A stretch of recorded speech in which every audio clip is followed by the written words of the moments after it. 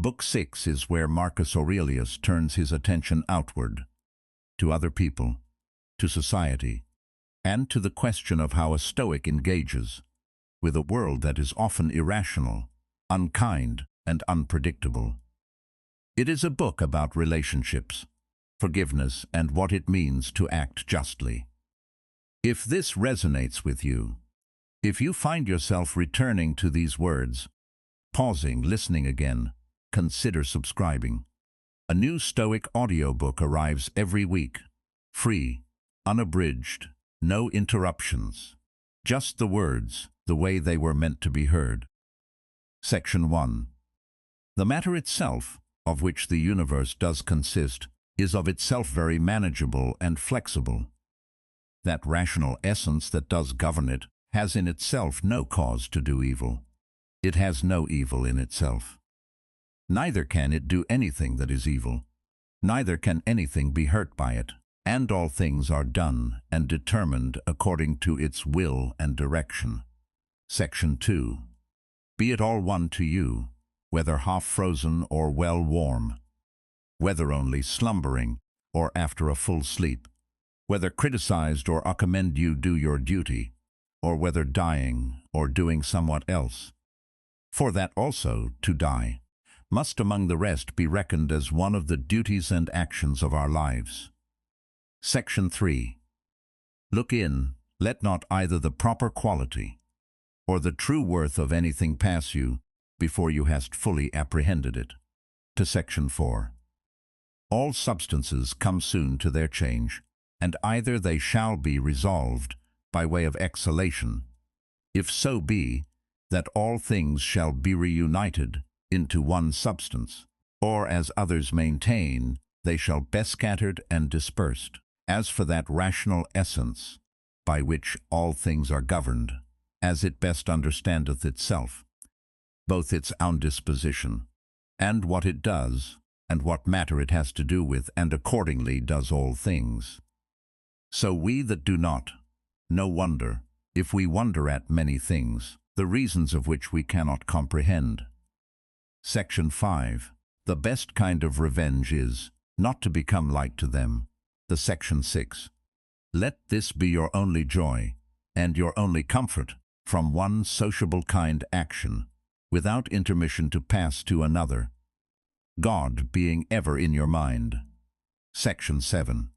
The rational commanding part, as it alone can stir up and turn itself, so it makes both itself to be, and everything that happeneth to appear to itself, as it will itself.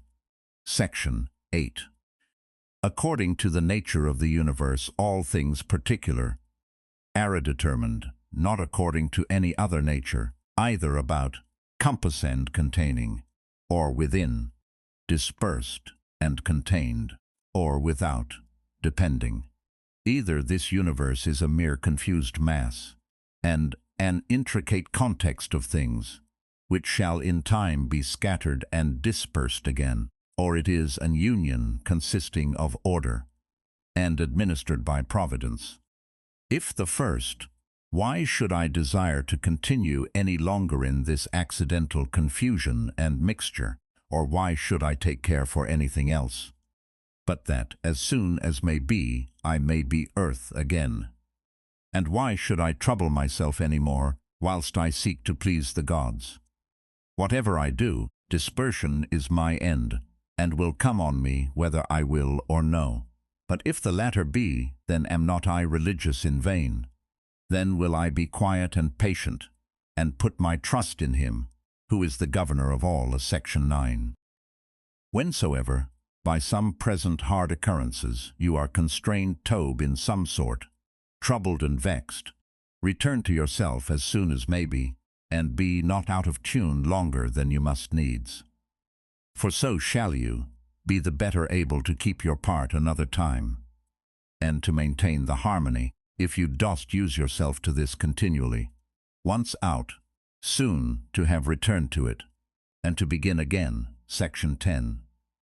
If it were that you had at one time both a stepmother and a natural mother living, you would honor and respect her also. Still to yours own natural mother would your refuge, and return be continually. So let the court and your philosophy be to you. Have a return to it often, and comfort yourself in her, by whom it is that those other things are made tolerable to you, and you also in those things not intolerable to others. Section 11. How marvelous useful it is for a man to represent to himself meats, and all such things that are for the mouth, under a right apprehension and imagination, as for example, this is the carcass of a fish, this of a bird, and this of a hog. And again more generally, this falernum, this excellent highly commended wine, is but the bare juice of an ordinary grape. This purple robe but sheep's hairs, dyed with the blood of a shellfish. So for coitus, it is but the attrition of an ordinary base entrail, and the excretion of a little vile snivel, with a certain kind of convulsion. According to Hippocrates his opinion, how excellent useful are these lively fancies and representations of things, thus penetrating and passing through the objects, to make their true nature known and apparent. This must you use all your life long, and on all occasions, and then especially when matters are apprehendadas of great worth and respect. Your R and care must be to uncover them, and to behold their vileness, and to take away from them all those serious circumstances and expressions under which they made so grave a show. For outward pomp and appearance is a great juggler, and then, especially, are you most in danger to be beguiled by it, when, to our man's thinking, you most seemeth to be employed about matters of moment. Section 12. See what Crates pronounceth concerning Xenocrates himself. Section 13. Those things which the common sort of people do admire are most of them such things as are very general, and may be comprehended under things merely natural, or naturally affected and qualified, as stones, wood, figs, vines, olives. Those that be admired by them that are more moderate and restrained, are comprehended under things animated, as flocks and herds. Those that are yet more gentle and curious, their admiration is commonly confined to reasonable creatures only, not in general as they are reasonable, but as they are capable of are, or of some craft and subtle invention, or perhaps barely to reasonable creatures, as they that delight in the possession of many slaves, but that honors a reasonable soul in general, as it is reasonable and naturally sociable, does little regard anything else, and above all things is careful to preserve his own, in the continual habit and exercise both of reason and sociableness, and by it does cooperate with him, of whose nature he does also participate. God. Section 14. Some things hasten to be, and others to be no more. And even whatever now is, some part of it has already perished. Perpetual fluxes and alterations renew the world, as the perpetual course of time does make the age of the world, of itself infinite, to appear always fresh and new. In such a flux and course of all things, what of these things that hasten so fast away should any man regard? Since among all there is not any that a man may fasten and fix on, as if a man would settle his affection on some ordinary sparrow living by him, who is no sooner seen than out of sight. For we must not think otherwise of our lives than as a mere exhalation of blood, or of an ordinary respiration of air. For what in our common apprehension is, to breathe in the air, and to breathe it out again, which we do daily, so much is it, and no more, at once to breathe out all your respirative faculty into that common air, from where but lately, as being but from yesterday and today, you did first breathe it in, and with it life. Section 15. Not vegetative spiration, It is not surely, which plants have, that in this life should be so dear to us, nor sensitive respiration, the proper life of beasts, both tame and wild, nor this our imaginative faculty, nor that we are subject to be led and carried up and down by the strength of our sensual appetites, or that we can gather and live together, or that we can feed, for that in effect is no better than that we can void the excrements of our food. What is it then that should be dear to us?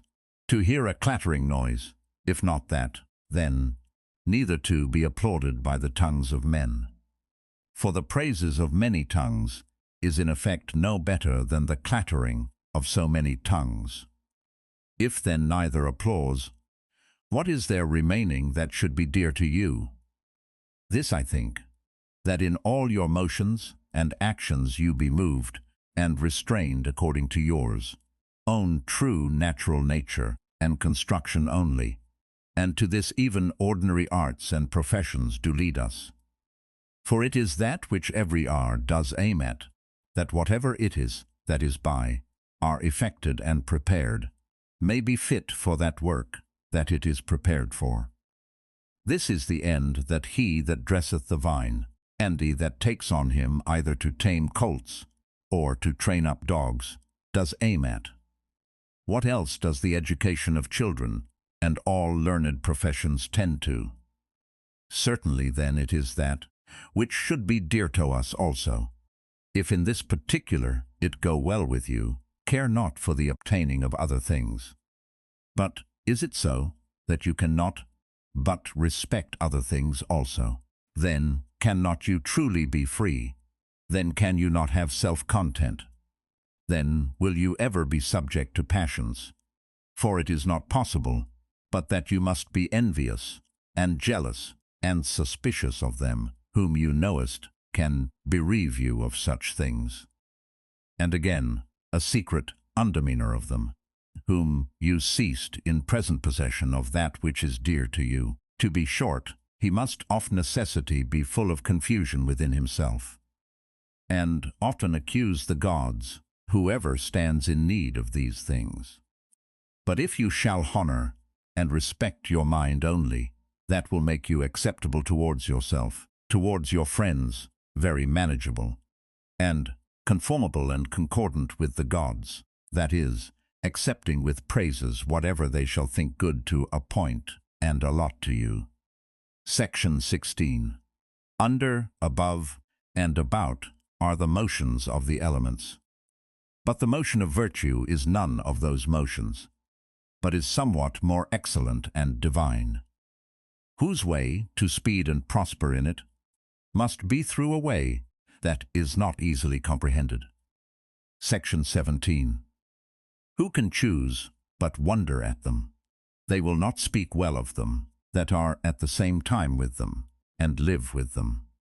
Yet they themselves are very ambitious, that they that shall follow, whom they have never seen, nor shall ever see, should speak well of them, as if a man should grieve that he has not been commended by them, that lived before him. Section 18. Do not ever conceive anything impossible to man, which by you cannot, or not without much difficulty, be effected. But whatever in general you can conceive possible and proper to any man, think that very possible to you also. Section 19. Suppose that at the palestra somebody has all to torn you with his nails, and has broken your head. Well, you are wounded, yet you dost not exclaim, you are not offended with him, you dost not suspect him for it afterwards, as one that watcheth to do you a mischief.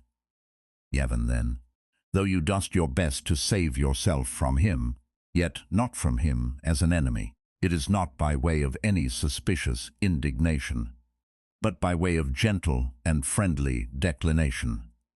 Keep the same mind and disposition in other parts of your life also, for many things there be, which we must conceit and apprehend, as though we had had to do with an antagonist at the palestra. For as I said, it is very possible for us to avoid and decline, though we neither suspect nor hate. Section 20. If anybody shall reprove me, and shall make it apparent to me, that in any either opinion or action of mine I do err, I will most gladly retract. For it is the truth that I seek after, by which I am sure that never any man was hurt, and as sure that he is hurt that continueth in any error, or ignorance whatever. Section 21. I for my part will do what belongs to me. As for other things, whether things unsensible or things irrational, or, if rational, yet deceived and ignorant of the true way, they shall not trouble or distract me. For as for those creatures which are not endued with reason to all other things, and matters of the world, whatever I freely and generously, as one endued with reason, of things that have none, make use of them. And as for men, towards them, as naturally partakers of the same reason, my care is to carry myself sociably.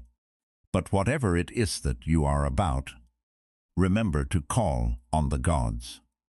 And as for the time how long you shall live to do these things, let it be altogether indifferent to you. For even 3 such hours are sufficient. Section 22. Alexander of Macedon. And he that dressed his mules, when onseded both came to one. For either they were both resumed into those original rational essences from where all things in the world are propagated, or both, after one fashion, were scattered into atoms. Consider how many different things, whether they concern our bodies or our souls, in a moment of time come to pass in every one office, and so you will not wonder if many more things, or rather all things that are done, can at one time subsist, and coexist in that both one and general, which we call the world. Section 24. If any should put this question to you, how this word, Antoninus, is written, would you not soon fix yours intention on it, and dutter out in order every letter of it? And if any shall begin to gainsay you, and quarrel with you about it, will you quarrel with him again? Or rather go on meekly as you hast begun, until you hast numbered out every letter? Here then likewise remember, that every duty that belongs to a man does consist of some certain letters, or numbers as it were, to which without any noise or tumult, keeping yourself, you must orderly proceed to your proposed end, forbearing to quarrel with him that would quarrel, and fall out with you. Section 25. Is it not a cruel thing to forbid men to affect those things which they conceive to agree best with their own natures, and to tend most to their own proper good and behoof? But you in a way denies them this liberty, as often as you are angry with them for their sins. For surely they are led to those sins, whatever they be, as to their proper good and commodity. But it is not so. You will object, perhaps. You therefore teach them better, and make it appear to them. But be not you angry with them. Section 26. Death is a cessation from the impression of the senses, theterany of the passions, the errors of the mind, and the servitude of the body. Section 27. If in this kind of life your body be able to hold out, it is a shame that your soul should faint first, and give over. Take heed, lest of a philosopher you become a mere Caesar in time, and receive a new tincture from the court. For it may happen, if you dost not take heed. Keep yourself, therefore, truly simple, good, sincere, grave, free from all ostentation, a lover of that which is just, religious, kind, tender-hearted, strong and vigorous to undergo anything that becomes you. Endeavor to continue such, as philosophy, had you wholly and constantly applied yourself to it, would have made and secured you. Worship the gods, procure the welfare of men. This life is short, charitable actions, and a holy disposition is the only fruit of this earthly life. Section 28. Do all things as becometh the disciple of Antoninus Pius, member, his resolute constancy in things that were done by him according to reason, his equability in all things, his sanctity, the cheerfulness of his countenance, his sweetness, and how free he was from all vanity, how careful to come to the true and exact knowledge of matters in hand, and how he would by no means give over till he did fully and plainly understand the whole state of the business, and how patiently and without any contestation he would bear with them that did unjustly condemn him, how he would never be over hasty in anything, nor give ear to slanders and false accusations, but examine and observe with best diligence the several actions and dispositions of men. Again, how he was no backbiter, nor easily frightened, nor suspicious, and in his language free from all affectation and curiosity, and how easily would content himself with few things, as lodging, bedding, clothing, and ordinary nourishment and attendance, how able to endure labor, how patient, able through his spare diet to continue from morning to evening without any necessity of withdrawing before his accustomed hours, to the necessities of nature, his uniformity and constancy in matter of friendship, how he would bear with them, that with all boldness and liberty opposed his opinions, and even rejoice if any man could better advise him, and lastly, how religious he was without superstition. All these things of him remember, that whensoever your last hour shall come on you, it may find you, as it did him, ready for it, in the possession of a good conscience. Section 29. Stir up your mind, and recall your wits again from your natural dreams, and visions, and when you are perfectly awoken, and can perceive that they were but dreams that troubled you, as one newly awakened out of another kind of sleep. Look on these worldly things with the same mind as you did on those that you sawest in your sleep. Section 30. I consist of body and soul. To my body all things are indifferent, for of itself it cannot affect one thing more than another, with apprehension of any difference. As for my mind, all things which are not within the verge of her own operation are indifferent to her. And, for her own operations, those altogether depend of her. Neither does she busy herself about any, but those that are present, for as for future and past operations, those also are now at this present indifferent to her.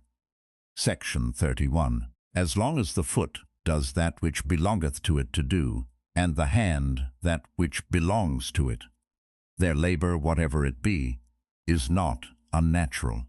So a man, as long as he does that which is proper to a man, his labor cannot be against nature, and if it be not against nature, then neither is it hurtful to him. But if it were so that happiness did consist in pleasure, how came notorious robbers, impure abominable livers, parricides, and tyrants, in so large a measure to have their part of pleasures?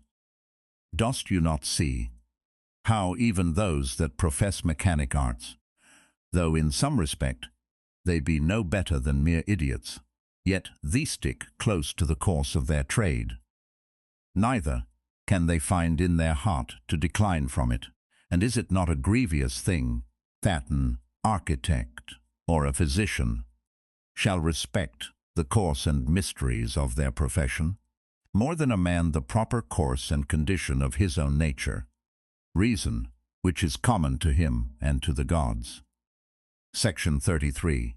Asia, Europe. What are they but as corners of the whole world, of which the whole sea is but as drop, and the great Mount Athos but as a clod, as all present time is but as one point of eternity? all petty things, all things that are soon altered, soon perished, and all things come from one beginning, either all severally and particularly deliberated and resolved on by the general ruler and governor of all, or all by necessary consequence, so that the dreadful hiatus of a gaping lion, and all poison, and all hurtful things, are but, as the thorn and the mire, the necessary consequences of goodly fair things. Think not of these, therefore, as things contrary to those which you dost much honour and respect. But consider in your mind the true fountain of all. XXIV He that sees the things that are now has seen all that either was ever or ever shall be, for all things are of one kind, and all like one to another. Meditate often on the connection of all things in the world, and on the mutual relation that they have one to another. For all things are in a way folded and involved one within another, and by these means all agree well together. For one thing is consequent to another, by local motion, by natural conspiration and agreement, and by substantial union or reduction of all substances into one. Section 35. Fit and accommodate yourself to that estate and to those occurrences which by the destinies have been annexed to you, and love those men whom your fate it is to live with, but love them truly. An instrument, a tool, an utensil, whatever it be, if it be fit for the purpose it was made for, it is as it should be, though he perhaps that made and fitted it be out of sight and gone. But in things natural, that power which has framed and fitted them is and abideth within them still. For which reason she ought also the more to be respected, and where the more obliged, if we may live and pass our time according to her purpose and intention, to think that all is well with us, and according to our own minds. After this manner also, and in this respect it is, that he that is all in all does enjoy his happiness. Section 36. What things soever are not within the proper power and jurisdiction of yours own will either to compass or avoid, if you shall propose to yourself any of those things as either good or evil, it must needs be that according as you shall either fall into that which you dost think evil, or miss of that which you dost think good, so will you be ready both to complain of the gods and to hate those men, who either shall be so indeed, or shall by you be suspected as the cause either of your missing of the one, or falling into the other. And indeed we must needs commit many evils, if we incline to any of these things, more or less, with an opinion of any difference. But if we mind fancy those things only as good and bad, which wholly depend of our own wills, there is no more occasion why we should either murmur against the gods, or be at enmity with any man. Section 37. We all work to one effect, some willingly, and with a rational apprehension of what we do, others without any such knowledge, as I think Heraclitus in a place speaks of them, that sleep, that even they do work in their kind, and do confer to the general operations of the world. One man therefore does cooperate after one sort, and another after another sort. But even he that does murmur, and to his power does resist and hinder, even he as much as any does cooperate. For of such also did the world stand in need. Now do you consider among which of these you will rank yourself? For as for him who is the administrator of all, he will make good use of you whether you will or no, and make you, as a part and member of the whole, so to cooperate with him, that whatever you doest shall turn to the furtherance of his own counsels and resolutions. But be not you for shame such a part of the whole, as that vile and ridiculous verse, which Chrysippus in Aplestos mention, is a part of the comedy. XXV Thigh. Does either the sun taken him to do that which belongs to the rain, or his son, Aesculapius that, which to the earth does properly belong? How is it with every one of the stars in particular? Though they all differ one from another, and have their several charges and functions by themselves, do they not all still concur and cooperate to one end? Section 39. If so be that the gods have deliberated in particular of those things that should happen to me, I must stand to their deliberation, as discreet and wise, for that a god should be an imprudent god is a thing hard even to conceive. And why should they resolve to do me hurt? For what profit either to them or the universe, which they specially take care for, could arise from it? But if so be that they have not deliberated of me in particular, certainly they have of the whole in general, and those things which, in consequence and coherence of this general deliberation, happen to me in particular, I am bound to embrace and accept of. But if so be that they have not deliberated at all, which indeed is very irreligious for any man to believe, for then let us neither sacrifice, nor pray, nor respect our oaths, neither let us any more use any of those things, which we persuaded of the presence and secret conversation of the gods among us daily use and practice. But, I say, if so be that they have not indeed either in general or particular deliberated of any of those things that happen to use in this world, yet God be thanked, that of those things that concern myself, it is lawful for me to deliberate myself, and all my deliberation is but concerning that which may be to me most profitable.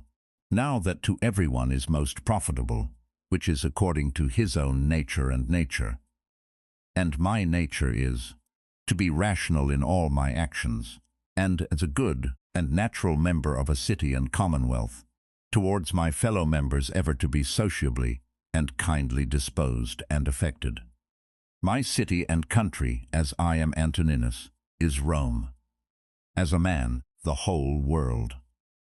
Those things, therefore, that are expedient and profitable to those cities are the only things that are good and expedient for me. Section 40.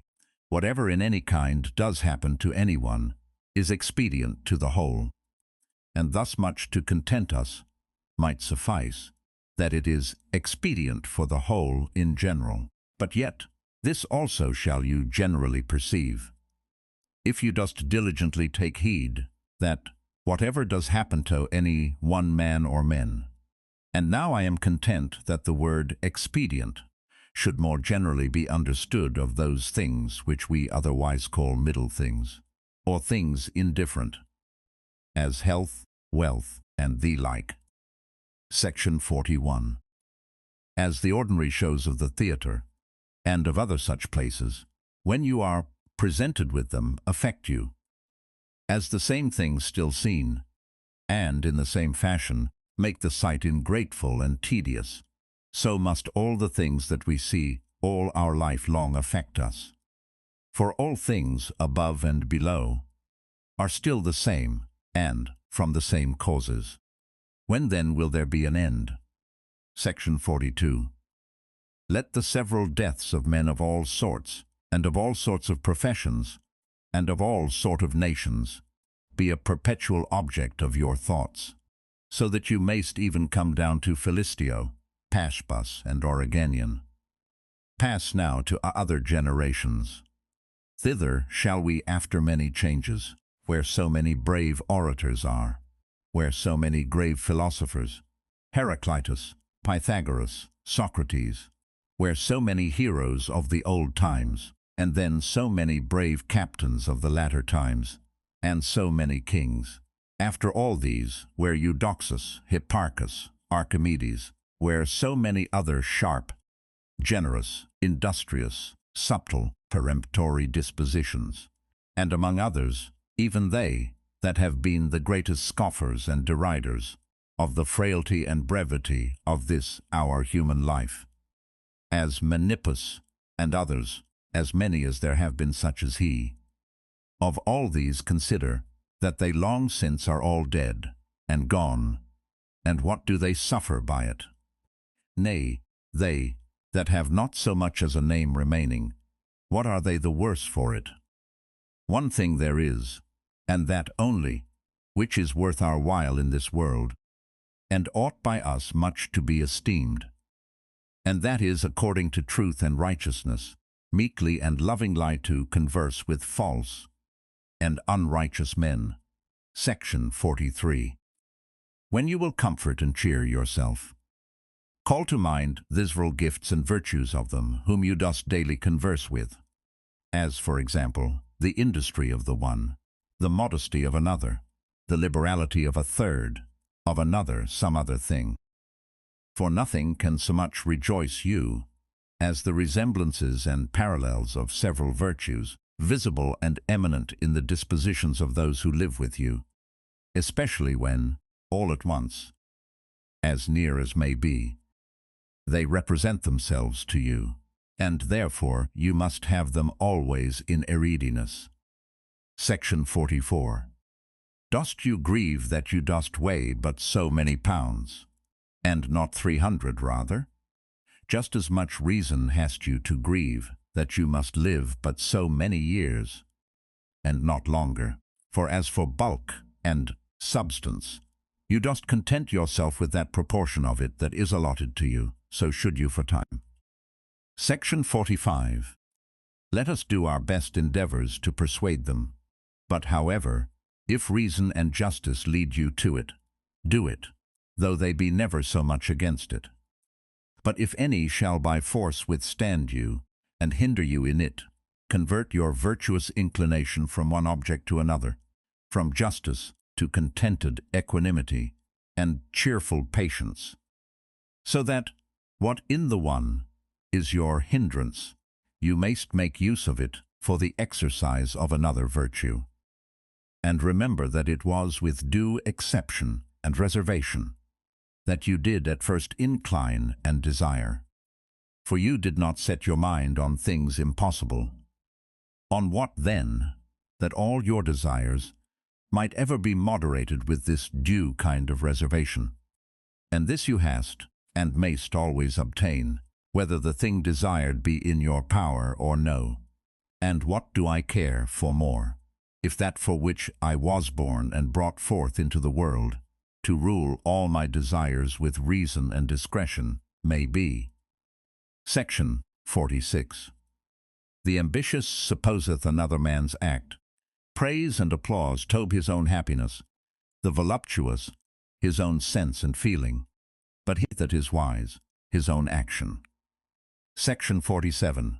It is in your power absolutely to exclude all manner of conceit and opinion, as concerning this matter, and by the same means to exclude all grief and sorrow from your soul. For as for the things and objects themselves, they of themselves have no such power, by which to beget and force on us any opinion at all.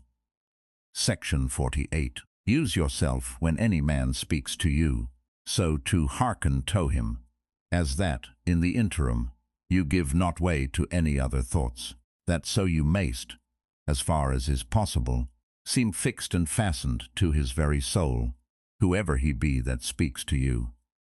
Section 49. That which is not good for the beehive cannot be good for the bee. Section 50. Will either passengers or patients find fault and complain, either the one if they be well carried, or the others if well cured? Do they take care for any more than this? The one, that their shipmaster may bring them safe to land, and the other, that their physician may effect their recovery. Lee. How many of them who came into the world at the same time when it did are already gone out of it? Lie. To them that are sick of the jaundice, honey seems bitter, and to them that are bitten by a mad dog, the water terrible, and to children, A little ball seems a fine thing. And why, then, should I be angry? Or do I think that error and false opinion is less powerful to make men transgress than either choler, being immoderate and excessive, to cause a jaundice, or poison, to cause rage?